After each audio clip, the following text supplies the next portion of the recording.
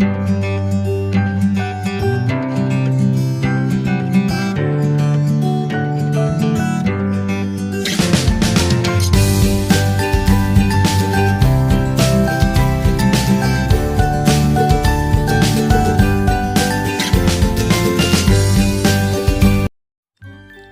कृष्णा। कैसे हैं आप सब लोग? आई होप आप भी सब स्वस्थ होंगे और मस्त होंगे।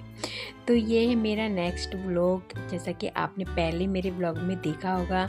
अगर नहीं देखा है तो जाके प्लीज़ देखिएगा कि हमने फर्स्ट स्टे जो किया था, हमने कहाँ किया था, रानीखेत। रानीखेत के बारे में मैंने आपको पहले व्लॉग में सब कुछ बता दिया है कि कहाँ कहाँ यहाँ घूमने की जगह है।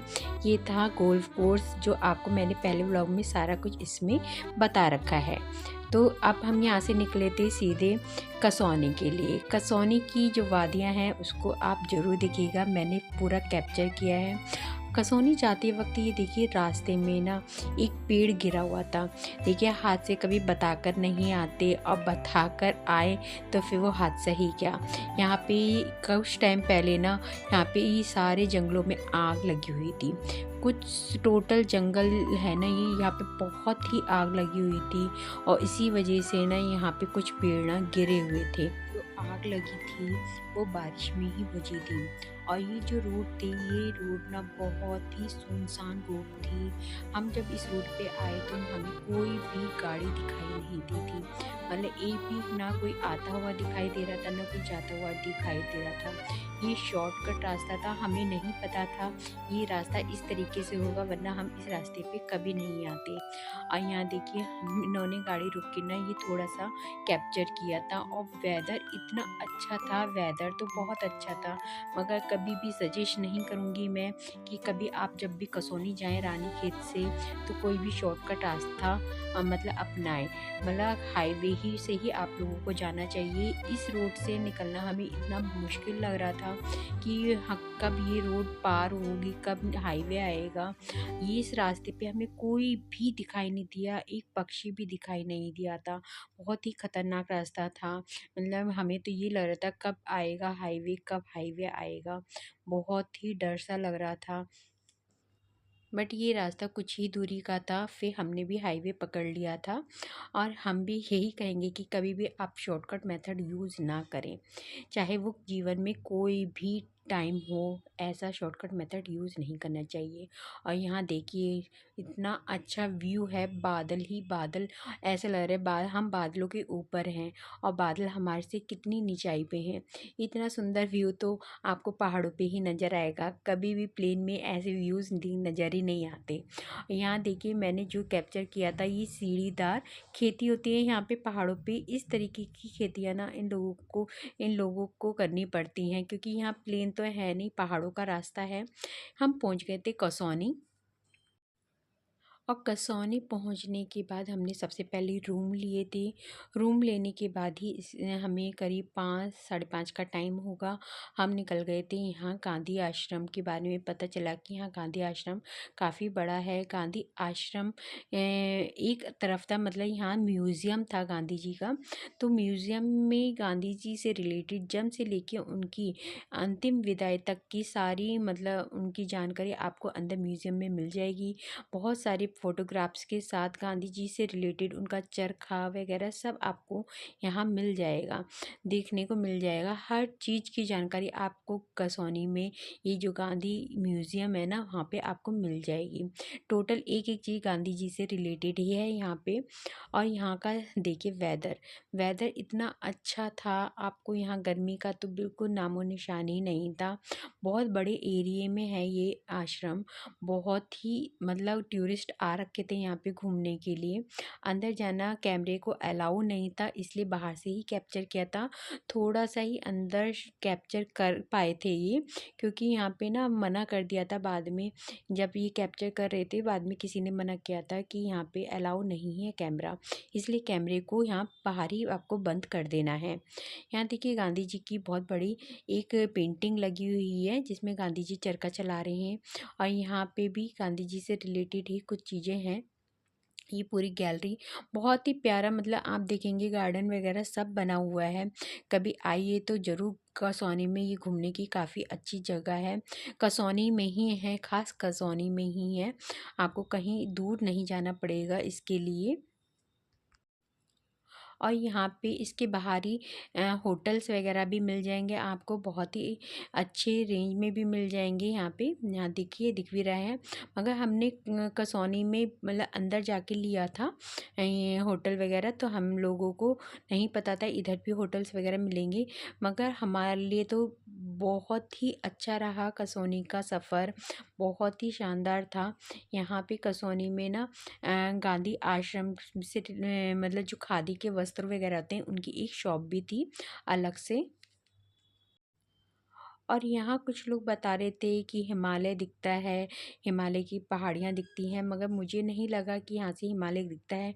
मगर हाँ, बर्फ़ की कुछ चोटियाँ हमें यहाँ से नज़र आ रही थी। और यहाँ से ना बहुत ही दूर ही पर नज़र आया था। आप जूम करके देखेंगी कैमरे को ना, तो आपको साफ नज़र आएंगी बर्फ़ से ढकी हुई चोटियाँ। कुछ लोग तो यहाँ बोल रहे थे कैलाश पर्वत दिख रहा है, कुछ बोल रहे थे हिमालय पर्वत दिख रहा है, मगर ऐसा कुछ भी नहीं है। हिमालय या कैलाश पर्वत यहाँ से दिखाई दे रहा हो। यहाँ देखिए मैंने थोड़ा सा आपको कैप्चर करके दिखाया है, आप चाहे तो जूम करके देखिए। यहाँ के लोगों का कहना था कि सुबह-सुबह का जो टाइम होता है ना, बिल्कुल मॉर्निंग का, तो वो वहाँ से दिखाई पता चलता है कि हाँ, बर्फ़ से ढकी हुई चोटियाँ हैं पहाड़ों पे। और यहाँ पे ना इतना अच्छा लग रहा था देखने में कि जो आपको अभी पेड़ नज़र आए ना, तो वो पेड़ों एक ऐसा लगता है किसी ने लगा रखे हैं लाइन से, मगर वो नेचुरली हैं लगे हुए। चीड़ के पेड़ यहाँ पे आपको कदम-कदम पे ही मिलेंगे। टोटल यहाँ पे चीड़ के ही पेड़ होते हैं। यहाँ देखिए गांधी जी के 3 बंदर हैं। 3 बंदर, बुरा ना सुनो, बुरा ना कहो और बुरा मत बोलो, तीनों बंदर थे। फिर इसके बाद हम आ गए थे अपने होटल में। होटल में आते हुए हमें रात हो गई थी, तो यहाँ पे हमने खाने वाने का, यहाँ पे होटल और रेस्टोरेंट दोनों ही है। ऊपर टोटल होटल है और नीचे की साइड रेस्टोरेंट है। आपको खाने की पूरी व्यवस्था मिलेगी होटल वगैरह में। और यह है सुबह सुबह का नज़ारा। सुबह मुझे थोड़ी लेट हो गया था क्योंकि हम लोग बहुत थक चुके थे, बहुत ज़्यादा थक चुके थे, और जो मैं सुबह कैप्चर नहीं कर पाई। तो मगर वेदर आप देखेंगे, वेदर यहाँ बहुत ही अच्छा था, धूप नहीं थी। आज तो बिल्कुल बिल्कुल साफ मौसम हो रहा था, मगर थोड़ी देर बाद ही यहाँ पे बारिश शुरू हो गई थी। और नीचे है यहाँ एडवेंचर्स, बच्चों के लिए काफ़ी कुछ है यहाँ पे खेलने के लिए भी, मगर हमने एडवेंचर्स के लिए बच्चों को नहीं भेजा था, नहीं ले गए थे, क्योंकि यहाँ पे ना हमें लेट हो जाता अगर एडवेंचर्स में लग जाते, क्योंकि हमें 9:30 तो एक होटल में ही हो गए थे निकलने के लिए। फिर हमने नाश्ता वगैरह भी नहीं किया था कुछ। और यहाँ देखिए, यहाँ के लोगों को देख के तो ऐसा लगता है ये अपना जीवन कैसे मतलब निकालते होंगे, कैसे जीते होंगे, इतनी दूर दूर घर बने हुए हैं। कसौनी में आता है फिर ये टी गार्डन, करीब 3-4 किलोमीटर की दूरी पर ही होगा, ज़्यादा दूर नहीं है। और यहाँ का टी गार्डन, यहाँ का आप नहीं गए तो क्या गए। तो यहाँ के घूमने के लिए काफ़ी अच्छे अच्छे यहाँ पे आपको नज़ारे मिलेंगे। यहाँ से टिकट लेने के लिए बाद हम ऊपर सीधे गए थे, उन्होंने कहा था 200-250 मीटर की दूरी पर आप जाके घूमिए, आपको बहुत अच्छा लगेगा, वहाँ पे आपको सब कुछ बता दिया जाता है। और जब हम ऊपर पहुँचे तो यहाँ पे देखिए कितना सुंदर नज़ारा लग रहा है पहाड़ों का, बिल्कुल साफ़ मौसम था, कोई ऐसा नहीं था कि बारिश हो जाएगी, अभी ऐसा कुछ नहीं था, क्योंकि यहाँ के मौसम का कुछ पता नहीं होता कब बारिश हो जाए और कब आपको बादल धूप नज़र आ जाए, बादल हो जाए। तो पहाड़ों का मौसम तो ऐसे ही रहता है। और यहाँ पे आपको देखिए ये मिलेगा यहाँ पे रेस्ट रूम में जैसे आपको थकाई वगैरह हो जाती है, आप यहाँ पे बैठ के रेस्ट कर सकते हैं।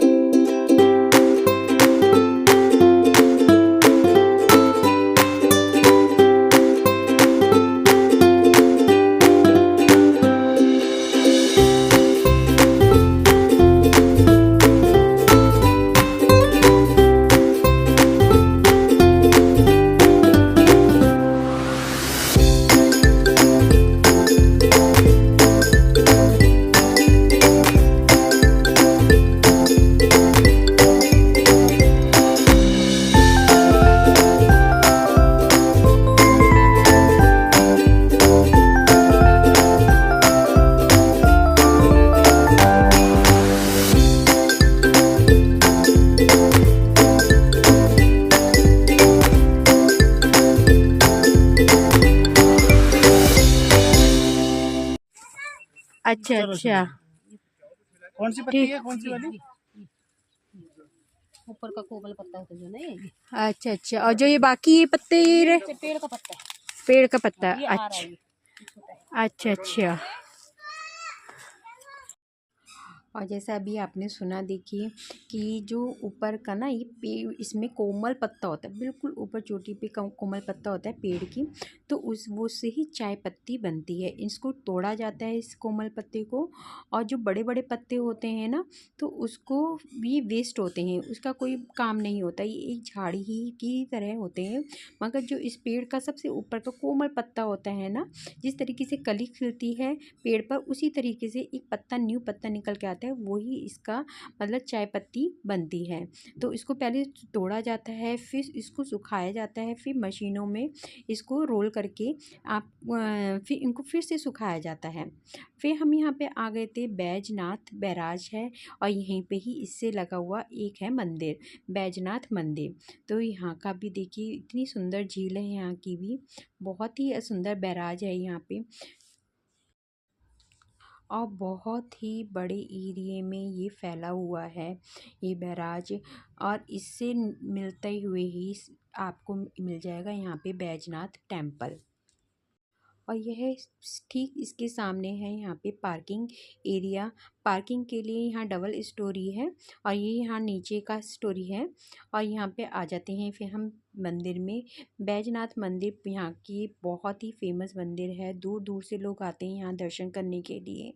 और यहाँ देखिए, यहाँ पे ना सबसे जो मुझे एक चीज़ लगी, यहाँ पे बंदर, यहाँ बंदर जितने भी मुझे दिखे ना, इतनी मतलब बुरी हालत में थे। मुझे लगता है इन लोगों को खाने के लिए बहुत ही मतलब स्ट्रगल करना पड़ता है। यहाँ जो प्रसाद चढ़ाए जाते हैं ना, बेचारे वो खाते हैं बीन बीन के, और बहुत ही बुरी कंडीशन में थे यहाँ के बंदर, बहुत ही बुरी कंडीशन में। यह मंदिर यहाँ का मेन मंदिर है, और ऐसे ही बहुत से छोटे छोटे यहाँ देखिए शिवलिंग भी दिखेंगे, छोटे छोटे मंदिर दिखेंगे। और यहाँ बहुत दूर दूर से लोग आते हैं यहाँ के दर्शन करने के लिए। और यहाँ पे देखिए मंदिर ना, आपको कहीं दिखेगा ना, जहाँ भी मंदिर दिखेंगे छोटी छोटी, यहाँ लोग सब में प्रसाद चढ़ाते हैं, मगर यहाँ के प्रसाद ना बंदर ही यहाँ अपना भोग लगाते हैं, बंदर ही। मतलब उन लोगों की कंडीशन देख के ऐसा लगता है बेचारों के लिए खाने के लिए बहुत ही कम संसाधन है यहाँ पे। एक कुछ अपने खाने के लिए अगर ढूंढते हैं, तो जहाँ पे अगर लोग भक्तालु जो आते हैं, भक्त लोग आते हैं, केले वगैरह आते हैं, उन्हीं से अपना ऐसा लगता है जीवन जीते हैं। और यहाँ पे ना बैजनाथ मंदिर, एक यहाँ के लोगों की मान्यता है कि यहाँ पे जो मन्नत मांगते हैं वो पूरी होती है। देखिए भगवान तो सब जगह हैं, मगर सच्चे दिल से कहीं भी पूजा कर लीजिए, भगवान तो आपको सब जगह ही मिलेंगे। मगर एक मन में श्रद्धा भाव होना भी बहुत ज़रूरी है।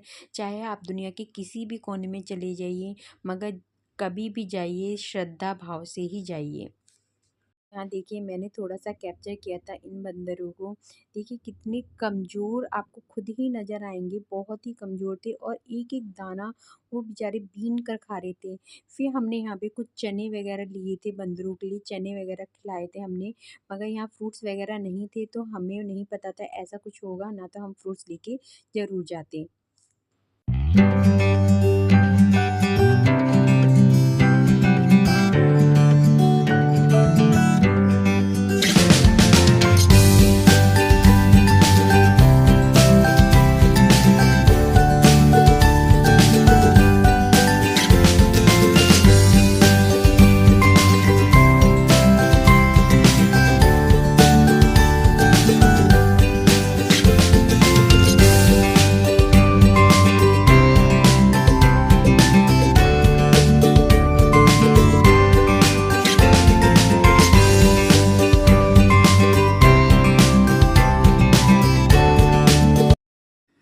हम पहुंचे थे उत्तराखंड के बागेश्वर ज़िले में, जहां ये है श्री बागनाथ मंदिर।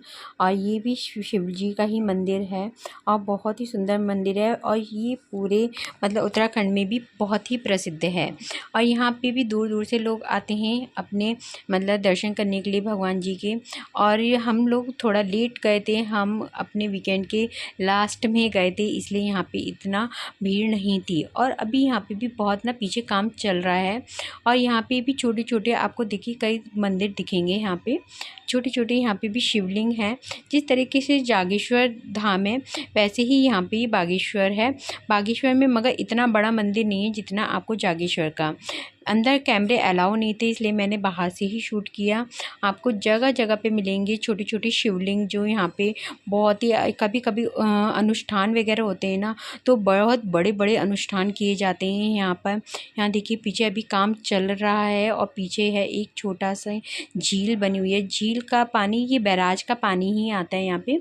एक छोटा सा यहाँ पे वो बना रखा है, देखिए नदी जा रही है और नदी का पानी ही मतलब इतना है, बहुत काफ़ी लंबी बड़ी नदी है। और इधर ना घरों में भी सप्लाई होता है ये पानी। तो आज का मेरा ये व्लॉग कैसा लगा, लाइक सब्सक्राइब करना मत भूलिएगा। और इसी के साथ मैं लेती हूँ विदा। Good bye.